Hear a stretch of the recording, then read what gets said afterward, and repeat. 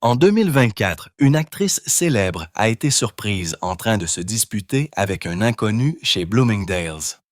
La raison, elle insistait pour utiliser un coupon de réduction. Les images de surveillance la montrent sortant une pile de papier de réduction, comme si on était en 1985. Pourtant, sa fortune dépasse les 30 millions de dollars. Ce n'est qu'une des nombreuses histoires que Hollywood ne veut pas que vous connaissiez. Nous avons découvert des célébrités de premier plan qui prennent les transports en commun, vivent dans de minuscules appartements et fabriquent leur propre dentifrice à partir d'argile. Un lauréat d'un Oscar n'a pas acheté de nouveaux vêtements depuis des années. Un autre refuse de posséder une voiture et marche partout. Le cas le plus extrême vous laissera sans voix sur ce que signifie réellement la richesse à Hollywood. Numéro 10. Keanu Reeves. Pour quelqu'un dont le visage est reconnu dans tous les coins du monde, Keanu Reeves se déplace comme quelqu'un qui n'a rien à prouver. Sa renommée a commencé avec un voyageur temporel maladroit et attachant dans l'excellente aventure de Bill et Ted, un rôle qui aurait pu l'enfermer pour toujours, mais ce ne fut pas le cas. Il a percé à nouveau dans Speed, puis a complètement changé la donne avec Matrix. Ce film, à lui seul, a redéfini le cinéma d'action et a fait de Keanu une icône mondiale. Et juste au moment où tout le monde pensait qu'il avait atteint son apogée, il s'est réinventé avec John Wick, une saga d'action implacable et stylée, qui a en quelque sorte rendu un tueur à gages en deuil attachant. En 2024, sa carrière s'étendait sur des décennies et s'élevait à près de 400 millions de dollars de valeur nette. Mais voici le rebondissement. Il vit toujours comme un gars qui partagerait un sandwich avec vous sur un banc de parc. Il ne possède pas de manoir sur tous les continents. Il ne collectionne pas les Ferrari. Il loue des appartements. Il prend les transports en commun. Il voyage léger. Quand il ne tourne pas, on le voit souvent seul portant son propre sac, prenant un café, comme si c'était un mardi ordinaire. Les gens parlent de minimalisme comme d'une tendance de style de vie. Pour Keanu, c'est juste la vie. Et cette vie comprend des actes qui ne font pas les gros titres comme le font les premières de films. Comme la fois où il s'est assis sur un trottoir et a partagé de la nourriture avec un sans-abri pendant plus d'une heure, ou quand il a conduit une inconnue à 80 km chez elle parce que sa voiture était tombée en panne. Il ne fait pas ces choses pour des likes ou pour la presse. Il n'en parle même pas. D'autres le font, comme l'équipe de cascadeurs de John Wick, qui ont été choqués lorsque Keanu a offert à chacun d'eux une Rolex personnalisée après le tournage, ou les hôpitaux pour enfants qui ont reçu des millions de sa fondation privée. Une fondation inspirée par le combat de sa sœur contre la leucémie. La plupart des gens ne savaient même pas que les dons venaient de lui avant des années plus tard. Reeves résume le mieux. « L'argent ne signifie rien pour moi. J'ai gagné beaucoup d'argent, mais je veux profiter de la vie et ne pas me stresser à construire mon compte bancaire. Je donne beaucoup et je vis simplement. Nous savons tous qu'une bonne santé est beaucoup plus importante. » Numéro 9. Christian Bale. Christian Bale, l'acteur qui nous a donné un Batman qui respirait le mystère et la puissance, pourrait avoir tout ce qu'il voulait. Mais au lieu de s'accrocher au luxe hollywoodien, il a choisi une voie plus tranquille. C'est étrange quand on y pense. C'est le même type qui a transformé son corps si complètement que des rôles entiers semblaient construits autour de ses os. Un moment, il était un insomniaque maigre comme un clou dans The Machinist, peinant à atteindre 55 kilos. L'instant d'après, il prenait du muscle en tant que Batman, sauvant Gotham avec des grognements et des gadgets. Dans American Psycho, il a rendu Patrick Bateman terrifiant et charmant à la fois, gagnant des millions en le faisant.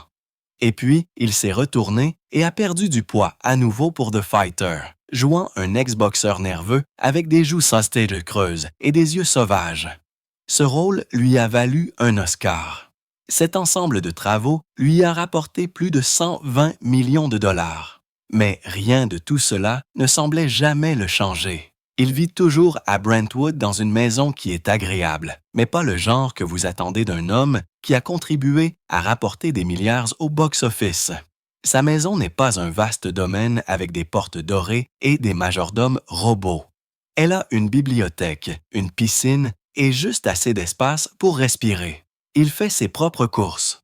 Il répare lui-même les choses dans la maison. Il n'y a pas de bulle de célébrité, pas de défilé d'assistants ou de stylistes dans son ombre. Juste lui qui vit sa vie comme s'il essayait de rester invisible. Même lorsqu'il est sur le plateau, il ne recherche pas le confort. Lors de tournages, dans des endroits soja lointains, il est connu pour refuser les villas de luxe et choisir des logements basiques sans fioritures à la place.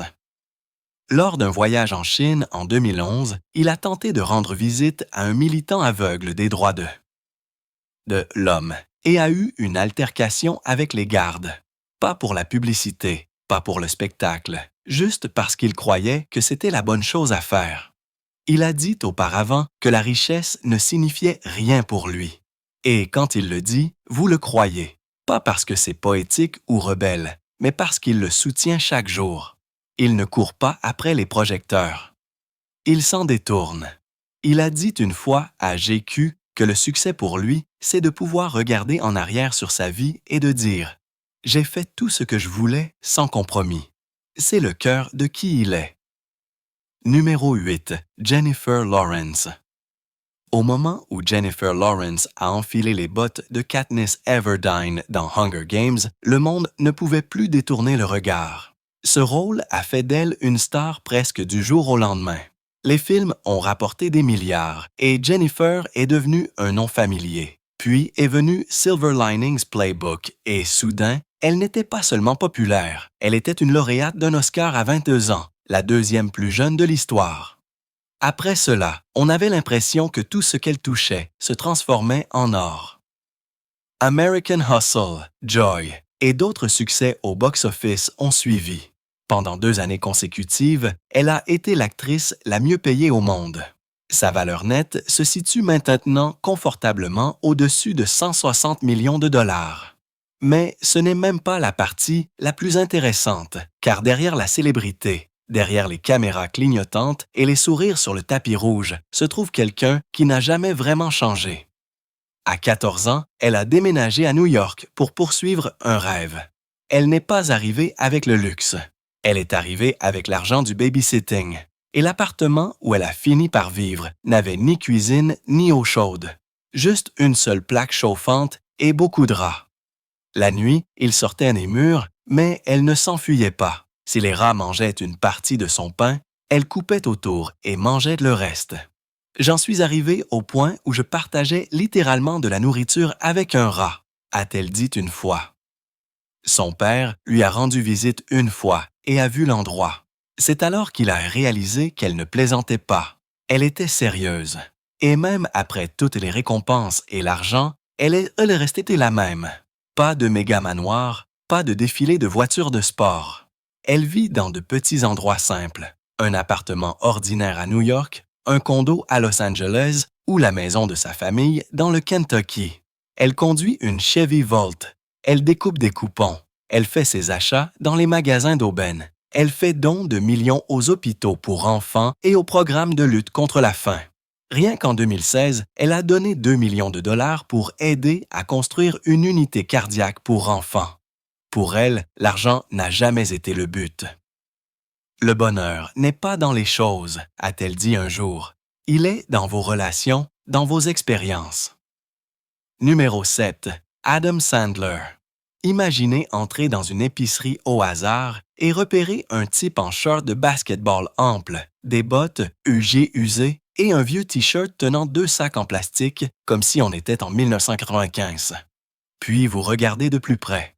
Et c'est Adam Sandler, l'une des plus grandes stars d'Hollywood, valant près d'un demi-milliard de dollars, faisant tranquillement ses courses de céréales comme si ce n'était pas grave. C'est ce qui le rend si étrangement fascinant. Alors que la plupart des stars s'enveloppent d'étiquettes et se cachent derrière des lunettes de soleil et des gardes du corps, Sandler existe simplement calmement, tranquillement, confortablement. Il a construit son empire à partir de sketchs loufoques sur Saturday Night Live au début des années 90 en créant des monstres du box-office comme Billy Madison et Happy Gilmore. Des films qui ont transformé l'absurdité en or. L'un parlait d'un adulte refaisant l'école, l'autre d'un joueur de hockey raté devenant professionnel au golf. Et les deux ont rapporté des millions. Au moment où Big Daddy est sorti, il n'était plus seulement la star, il était le patron. Sa propre société de production, Happy Madison, était opérationnelle, et le monde ne se lassait pas de son charme décontracté. Il a fait des films idiots avec ses amis, et les gens ont payé des centaines de millions pour regarder. Grown Ups, à lui seul, a rapporté 271 millions de dollars. Et à travers tout cela, il a accumulé des propriétés, des accords et des spéciaux Netflix jusqu'à ce que sa valeur nette atteigne 500 millions de dollars. Il figurait sur la liste des personnes les mieux payées de Forbes, empochant plus de 70 millions de dollars en une seule année. Et pourtant, même au sommet, il se présentait toujours sur les tapis rouges en short. En août 2024, alors que la plupart des stars se sont présentés à une première spéciale Netflix en costume sur mesure et chaussures cirées, Sandler s'est promené en basket et en sweat à capuche, paraissant plus mince que d'habitude. Il avait perdu 11 kilos parce que ses filles lui avaient dit de prendre soin de lui. Pas parce qu'un styliste l'exigeait, pas parce qu'un contrat l'obligeait, juste parce que sa famille le demandait. Il ne suit pas la mode. Il la reconnaît à peine. Il a dit un jour qu'il s'habillait pour le confort, pas pour le style. Et cette honnêteté, cette attitude anti-mode est ce que les gens aiment. Il a été repéré dans des t-shirts du rayon liquidation, jouant au basketball dans des parcs publics 5 fois par semaine, ou donnant discrètement un pourboire dans des restaurants discrets. Pas de drame, pas de voiture de luxe, avec des portes papillons, juste une vieille Cadillac et un cœur chaleureux. Il offrira une Maserati à un ami, puis sautera dans sa propre voiture basique et rentrera chez lui. Numéro 6. Robert Pattinson. Robert Pattinson aurait facilement pu devenir juste un autre cliché hollywoodien. Il avait le visage, la renommée, la fortune. Mais au lieu de courir après les manoirs plaqués or ou les fêtes arrosées de champagne, il a fait quelque chose que la plupart des gens n'avaient jamais vu venir. Son moment de percée est venu lorsqu'il a joué Cedric Diggory dans Harry Potter et La Coupe de Feu. Cela seul aurait pu faire de lui un nom familier. Mais quelques années plus tard, la saga Twilight est arrivée. Et cela a tout changé. Soudain, il n'était plus seulement célèbre, il était mondialement célèbre. Au moment où le dernier film est sorti en salle, la série avait rapporté plus de 3,3 milliards de dollars. Son visage était sur des affiches, des boîtes à lunch, des blogs de potins et des t-shirts de fans hurlants. Mais en coulisses, Pattinson ne vivait pas comme quelqu'un qui surfe sur la vague des richesses à succès. Au début, même après Twilight, il a gardé les choses à petite échelle. Un appartement modeste à Soho, des séances de musique tranquilles dans les bars de Londres, le genre de vie que vous attendez d'un artiste en difficulté, pas d'une célébrité avec des millions en banque. Et lorsqu'il a décidé d'acheter une maison à Los Angeles, ce n'était pas un palais tape à l'œil à Beverly Hills. C'était une maison de style espagnol de 180 mètres carrés nichée dans les collines d'Hollywood. Juste 2 chambres, 2 salles de bain, entourées d'arbres, calmes, privées. Il l'a acheté en 2014 pour environ 2,1 millions de dollars. Pas exactement de la menue monnaie, mais loin de ce que ses pairs célébrités dépensaient. Il y a vécu pendant près d'une décennie avant de la vendre discrètement en 2023 pour 3 millions de dollars. Pas d'annonce tape à l'œil, pas de gros titres, juste disparu. Cette même année, sa vie a de nouveau changé. Il a accueilli son premier enfant avec Suki Waterhouse. Il a déménagé dans une maison légèrement plus grande à proximité. 3 chambres, environ 5,3 millions de dollars. Toujours pas excessif, surtout pour quelqu'un avec une valeur nette supérieure à 100 millions de dollars. Même maintenant, Pattinson reste loin de l'extravagance hollywoodienne. Vous ne le verrez pas à des fêtes, sur des yachts ou se vanter de cuisine design. Il préférerait préparer son propre dîner, même si ce dîner ressemble à quelque chose qu'un étudiant universitaire privé de sommeil pourrait inventer à 2 heures du matin. Il a décrit une fois un repas qu'il avait préparé en utilisant un briquet, un micro-ondes, du sucre, du fromage et des cornflakes. Il a appelé cela Piccolini Cuscino et a dit que c'était une idée de restauration rapide. En réalité, c'était une explosion qui attendait de se produire. Il a essayé de vendre l'idée lors d'une interview de 2020 avec GQ, mais a abandonné à mi-chemin, riant de lui-même. Cette même interview l'a fait mentionner avec désinvolture comment il mange parfois directement dans une boîte de thon avec du tabasco versé à l'intérieur. Numéro 5. Kieran Culkin. Kieran Culkin n'a pas grandi dans un monde de tapis rouges et de costumes de créateurs. Il a grandi dans un appartement bondé avec 7 frères et sœurs, le genre de maison où les meubles ne correspondaient jamais vraiment et où l'intimité n'existait pas vraiment. Il était le frère le plus discret, celui qui se tenait juste en dehors des projecteurs, tandis que son frère aîné, Macaulay Culkin, est devenu le visage des films de Noël à travers le monde. Mais Kieran avait sa propre étincelle. Et cette étincelle a illuminé l'écran quand il avait seulement 8 ans en jouant le cousin Fuller qui boit du soda dans Maman, j'ai raté l'avion. Ce n'était pas un grand rôle, mais c'était suffisant pour le faire démarrer. Ce minuscule rôle a conduit à quelques autres comme Le père de la mariée et L'œuvre de Dieu, La part du diable, où il s'est s'effondu dans le décor sans trop de tapage. Puis, quelque chose a changé. En 2002, il a enfilé les chaussures d'un enfant riche perturbé dans Higby Goes Down. Et soudain, les gens l'ont remarqué. Sa performance était brute, inconfortable et honnête. Les critiques l'ont adoré. Il a obtenu une nomination aux Golden Globes et a même remporté un Critics' Choice Award. Mais il n'est pas devenu une superstar du jour au lendemain. Au lieu de cela, il a disparu dans des films indépendants et des personnages secondaires, se contentant de rester un peu en dehors du bruit. Puis est venue Succession. Son personnage, Roman Roy, était un gâchis, sarcastique, insécurisé, imprudent et bizarrement charmant. Kieran n'a pas seulement joué Roman, il a vécu dans sa peau. Les téléspectateurs ne pouvaient pas détourner le regard, pas plus que les cérémonies de remise de prix. Il a remporté un Emmy en 2023 pour un épisode bouleversant intitulé Église et État. Il a remporté 2 Golden Globes, un pour Succession et un autre pour un film intitulé A Real Pain, et s'est joint à sa distribution pour remporter plusieurs Screen Actors Guild Awards. Au moment où Succession a atteint sa 3e saison, ses chèques de paie avec Tassos avaient grimpé à 300 000 $ par épisode. Cela aurait dû être le moment où il a acheté un manoir, mais il ne l'a pas fait. Kieran a continué à vivre dans le même appartement d'une chambre dans l'East Village de New York qu'il louait depuis qu'il avait 19 ans. Un espace minuscule avec des planchers grinçants et juste assez d'espace pour se retourner sans heurter quelque chose. Même après que la célébrité l'ait frappé, même après les prix et les millions, il est voué les rester. Pendant la pandémie, lui et sa femme, Jazz Charlton, ont élevé leur nouveau-né dans ce même appartement exigu. Ils ont réussi.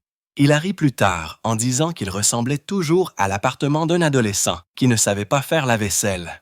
Ce n'est que lorsque leur 2e enfant est né qu'ils ont finalement déménagé. Mais même alors, Kieran a refusé de lâcher prise entièrement. Il a continué à payer le loyer de l'ancien appartement. Maintenant, c'est son bureau. Les gens ont commencé à remarquer cet étrange contraste. Voici un homme qui gagne plus d'argent en une seule année que la plupart des gens n'en voient dans une vie, vivant toujours comme s'il n'avait pas réussi. Dans les interviews, il ne s'en est pas caché. Il a plaisanté en disant qu'il ne gagnait de l'argent réel que maintenant après des décennies dans le métier. Il a ignoré le luxe comme si cela l'ennuyait. Avoir grandi dans une famille ouvrière lui avait appris à ne pas courir après les choses qui brillent trop fort. Il avait vu les inconvénients de la célébrité infantile à travers les luttes de son frère et a tranquillement choisi une voie différente. Lorsque de grandes offres se sont présentées à lui, des avenants de luxe, des opportunités immobilières, il les a souvent refusées. Il ne voulait pas être célèbre pour le simple fait d'être célèbre. Il ne voulait pas jouer le jeu hollywoodien. Après Succession, lorsque les gens s'attendaient à ce qu'il emménage dans un condo de grande hauteur ou un manoir caché à Beverly Hills, il a choisi quelque chose de plus tranquille. Il a dit qu'il aimait le grain de la ville, le réalisme, le bruit à l'extérieur de sa fenêtre, l'appartement qui sentait les souvenirs. Ce n'était pas ce que les gens attendaient, mais c'est ce qui le rendait fascinant. Numéro 4. Sarah Michelle Gellar. Elle était millionnaire avant de pouvoir légalement boire de l'alcool. Une icône adolescente qui a régné à la fois sur la télévision et le box-office à la fin des années 90 et au début des années 2000. Pourtant, si vous la voyez dans un supermarché aujourd'hui, vous pourriez la surprendre en train de sortir une pile de coupons comme si on était en 1985. C'est Sarah Michelle Gellar. Son histoire a commencé tôt. À seulement 4 ans, elle a été découverte par un agent de talent. À 7 ans, elle jouait dans des films. À son adolescence, elle était dans All My Children, remportant un Emmy.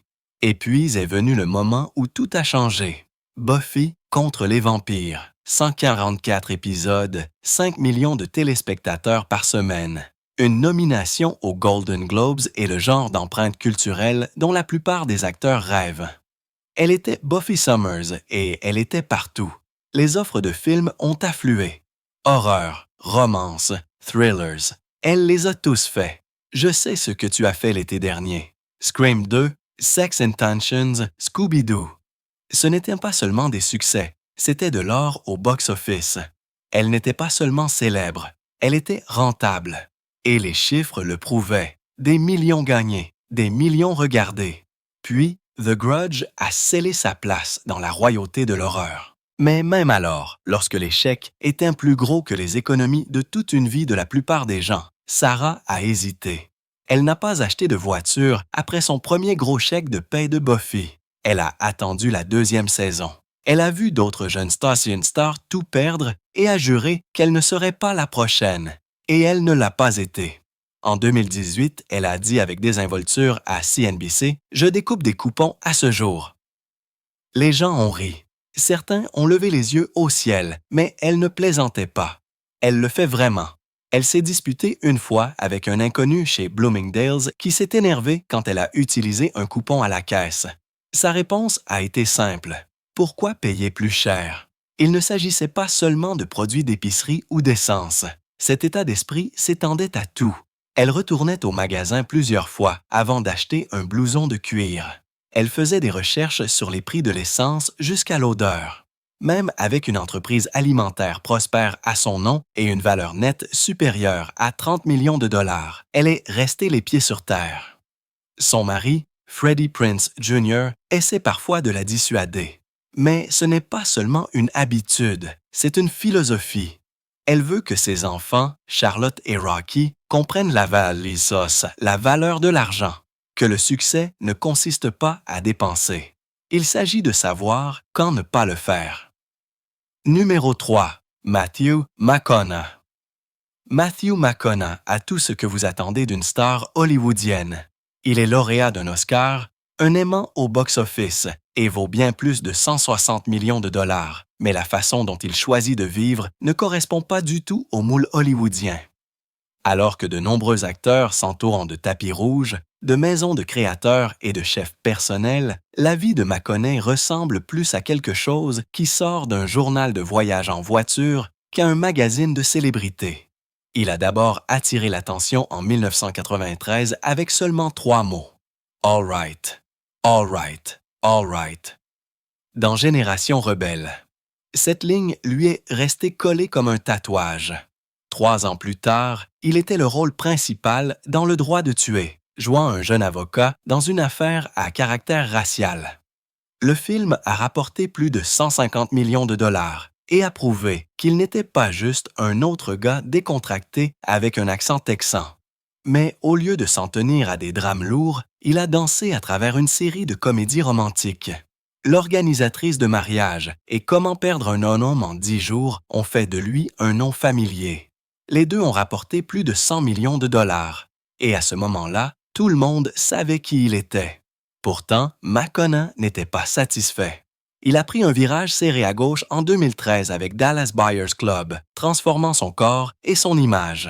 Il a perdu 18 kilos pour jouer Ron Woodruff, un homme luttant contre le sida dans le système. Le rôle lui a valu un Oscar. Puis est venu Interstellar, où il s'est envolé dans l'espace en tant que Cooper, un père essayant de sauver l'humanité. Il a rapporté près de 700 millions de dollars dans le monde entier. Ajoutez à cela la défense Lincoln et Magic Mike, et il est clair qu'il peut passer du tribunal au cosmos en passant par un club de striptease sans jamais avoir l'air déplacé. Mais voici où les choses deviennent étranges de la meilleure façon possible. Avec tout cet argent et cette renommée, vous pourriez vous attendre à ce qu'ils vivent dans un palais de Beverly Hills avec des piscines à débordement et des éviers bordés d'or. Au lieu de cela, il a quitté Los Angeles. Il a déménagé à Austin, au Texas, où lui et sa femme, Camila Alves, ont acheté une maison de style espagnol pour 6 millions de dollars. C'est grand, bien sûr, mais ce n'est pas tape à l'œil. Ce qui est encore plus surprenant, c'est la fréquence à laquelle il choisit de vivre dans une remorque. Pas temporairement, pas pour un film, juste parce qu'il aime ça. En 2007, pendant la construction de sa maison, il a vécu à temps plein dans une Airstream de 8,5 mètres valant environ 65 000 dollars. Il ne l'a pas fait pour un coup de publicité. Il l'a fait parce que c'était juste. Même après la fin de la construction de la maison, il a garé plusieurs remorques autour de la propriété, la transformant en un petit village de liberté et de charme bizarre. À l'intérieur, ce n'est pas décoré de velours ou de marbre. Pensez à des couvertures au ton de terre, à quelques attrape-rêves et à suffisamment d'espace pour respirer. Il s'agit plus de confort que de luxe.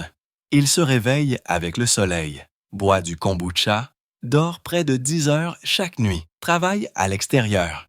Et si vous lui demandez pourquoi, sa réponse est simple. Je garde les choses simples. Une autre fois, il a dit « Ma vie est une route, mec. Je dois continuer à bouger. » Ce n'est pas juste une métaphore, c'est ainsi qu'il vit. Il croit que le Texas le maintient les pieds sur terre, où le temps semble avancer au rythme qu'il est censé le faire. Une histoire en dit long. En 2007, Makona voulait une maison particulière à Malibu. Au lieu d'envoyer une équipe ou d'appeler un agent, il a frappé à la porte lui-même. La maison n'était même pas à vendre. Il a offert au propriétaire 10 millions de dollars. Mais pendant qu'elle était en rénovation, il vivait toujours dans sa remorque. C'est le genre de contradiction dans laquelle il vit et prospère. Il ne s'agit pas seulement de lui non plus. En 2008, il a créé la Just Keep Living Foundation pour aider les adolescents à risque. Elle soutient maintenant des programmes dans plus de 50 écoles. C'est une autre partie de sa vie qui fonctionne selon des valeurs, pas des gros titres. Numéro 2, Shailene Woodley. Shailene Woodley n'a pas seulement grandi à Hollywood, elle l'a surpris. À 16 ans, elle jouait une adolescente enceinte dans un drame télévisé qui a duré 5 saisons. Ce n'était pas juste une autre émission. Elle traitait de choses sérieuses et les gens l'ont remarqué. Puis, elle est apparue dans un film avec George Clooney, non seulement en se tenant à sa hauteur, mais en volant des scènes. Une nomination aux Golden Globes a suivi. Elle ne faisait que commencer. Quand elle est apparue dans Nos étoiles contraires, tout a changé. C'était l'un de ces films qui vous brise le cœur et vous laisse reconnaissant. Elle a joué une fille atteinte d'un cancer et a fait pleurer les gens partout dans le monde. Le film a rapporté plus de 300 millions de dollars, mais plus que cela, il est devenu une partie de la vie des gens. Juste après cela, elle a dirigé une trilogie de science-fiction qui a rapporté plus des 3/4 d'un milliard de dollars. Puis est venue Big Little Lies, où elle a joué une femme vivant avec un traumatisme profond. Elle n'a pas joué le rôle, elle a vécu dedans. Cette performance lui a valu une nomination aux Emmy. Récemment, elle a travaillé avec Adam Driver dans Ferrari et a joué sur la scène de Broadway, remportant un prix du monde du théâtre en 2024. Son CV se lit comme un rêve. Mais sa vie, elle se lit comme un rebondissement de l'intrigue, parce que tandis que Chienne foule les tapis rouges en robe Valentino et joue aux côtés des lauréats des Oscars, Elle vit comme quelqu'un qui fait du sac à dos dans la vie. Elle possède si peu de vêtements qu'elle peut les compter. 2 jeans, des leggings, c'est tout. Sa valise est essentiellement sa maison. Elle reste avec des amis, rassemble des plantes sauvages pour des produits de beauté faits maison et refuse la plupart des conforts modernes. Elle recueille de l'océan de source dans les montagnes. Elle se brosse les dents avec de l'argile. Elle fait même son propre fromage. Ce n'est pas un passe-temps, c'est sa façon de vivre. Elle a dit une fois qu'elle ne se lavait les cheveux qu'une fois par mois. Pas par paresse, mais pour éviter de gaspiller de l'eau et d'utiliser des produits chimiques. Elle ne fait pas ses achats dans des boutiques aînées de luxe. Presque tous ses vêtements sont d'occasion. Elle a trouvé des trésors pour 2 $ et les porte à la télévision nationale sans broncher, même des chaussettes. Elle se fiche des tendances. Elle a dit une fois « Je me fiche de la mode ». Et elle le pensait. Si elle a l'air bien, remerciez les stylistes, pas sa garde-robe. Il ne s'agit pas seulement de frugalité, c'est une philosophie. En 2016, elle a été arrêtée alors qu'elle protestait contre le Dakota Access Pipeline. Elle n'a pas seulement publié un hashtag, elle s'est présentée, s'est faite menotter et a continué. Elle a cofondé un organisme à but non lucratif axé sur la sensibilisation à l'environnement pour les enfants. En 2024, elle est finalement restée au même endroit pendant plus de 6 mois pour la première fois depuis son adolescence. C'était bizarre, mais cela lui a permis de préparer des repas avec des ingrédients locaux, de maintenir sa routine de compostage et de porter les mêmes pulls d'occasion sans s'excuser. Numéro 1, Vincent Kartheiser. La vie de Vincent Kartheiser ressemble aussi à de la fiction, mais dans son cas, elle se lit davantage comme une parabole moderne. Vous le connaissez peut-être mieux sous le nom de Pete Campbell de Mad Men, un publicitaire astucieux et intrigant à la recherche de pouvoir dans le New York des années 1960. Ce rôle lui a valu une nomination aux Emmy et l'a rendu célèbre. Mais ce n'est pas là que cela a commencé. Bien avant Mad Men, il a joué le fils d'un vampire dans Angel, montrant des mouvements de combat et une profondeur émotionnelle en même temps. Il a prêté sa voix à des lézards animés, a joué des méchants dans des succès de science-fiction et a participé à plus de 50 projets depuis son premier rôle d'enfant en 1993. Sa carrière l'a placé devant les caméras, mais son style de vie l'a éloigné très loin des projecteurs. En 2006 et de 2010, alors qu'il vivait à Hollywood, il n'a pas seulement réduit la taille de sa maison. Il a emménagé dans une boîte en bois. C'est ainsi qu'il l'appelait. Une cabane d'une pièce de 46 mètres carrés sans toilette. Si la nature l'appelait, il devait frapper à la porte de son voisin. Il a renoncé à conduire en 2006 après que sa voiture ait été inondée. Au lieu d'en acheter une nouvelle, il a commencé à marcher, à faire du vélo ou à prendre le bus. Il aimait même mieux ça comme ça, plus lent, plus calme, plus humain. Il a expliqué une fois à quel point être inondé de trucs gratuits au début de sa carrière se sentait accablant.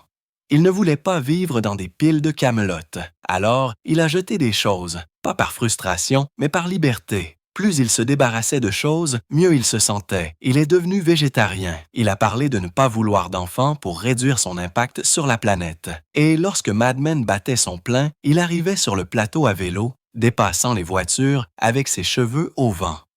L'équipe s'y est habituée. C'était juste Vincent. Il évite les miroirs à la maison. N'aime pas la vanité. A même vendu sa plus grande maison une fois et a emménagé dans quelque chose de plus petit. Lorsqu'il a épousé la star de Gilmore Girls, Alexis Bledel, leur style de vie partagé n'a pas beaucoup changé. Ils ont vécu simplement ensemble. Pas de tabloïd, pas de flash, juste des choix calmes et prudents. Il a appelé cela la simplicité volontaire. Et quand vous entendez ça, ça colle parce que ce n'est pas forcé, c'est choisi.